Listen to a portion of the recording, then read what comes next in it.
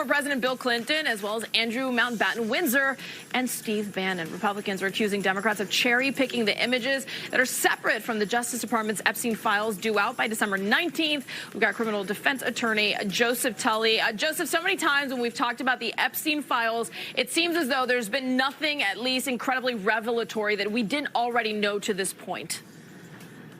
Correct. Yes. So what we're looking at today are 16 photos, sort of handpicked, and there was criticisms that they were cherry-picked, and that seems accurate. But they were released as a result of a subpoena from the House committee to the Epstein estate. So this isn't really, we're not dealing with anything related to the criminal case or a civil case. This is just Epstein's estate responding to a congressional subpoena and turning over what looks to be about 95,000 documents and photographs that are now within the committee's possession.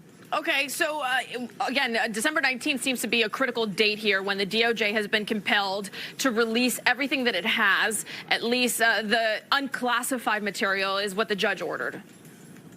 Correct. Yes. So while we're awaiting results of the criminal investigation and then civil, anything that's not classified, as you said, as a result of Congress passing the Epstein Files Transparency Act, we're getting these new documents sort of given to us as a tease, perhaps, by the House committee saying, look, we're getting documents. We aim to be transparent. And a lot of the House committee members are very gung-ho about releasing as much documentation as they possibly can and taking their job seriously in terms of what they're saying in the press. You know, the political ramifications here, to some degree, fascinating because you've got bipartisan support across the board to release these files.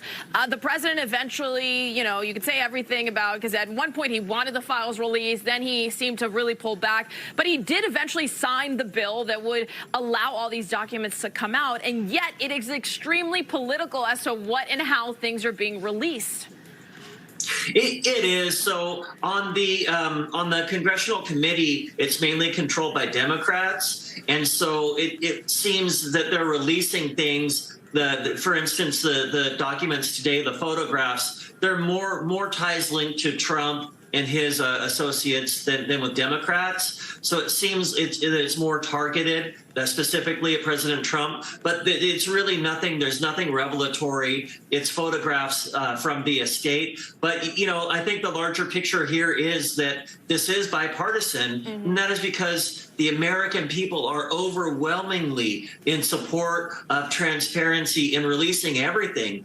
Epstein and Maxwell were accused of and convicted of horrible sex trafficking crimes with minors. Yeah. And the public is saying, look, we are not playing around. We want this information. And Congress really had no choice but to pass the act. And President Trump really, I don't think, had any choice but to sign. And as you noted, he was previously in support. And now I think that we're seeing our government work in a positive way in listening to the American people on this specific issue. All right. About 7 days from that full release. And I think that will really be determining as to how much and how satisfied the American public feels about the release, because of course there still will be classified documents that won't, and that'll be the bigger picture here. Are people still going to be demanding that more is released? And there's a possibility that happens. But Joseph, I know we'll continue to talk about this. Happy Friday. Thank you. Happy Friday. All right, let's move on now as a jury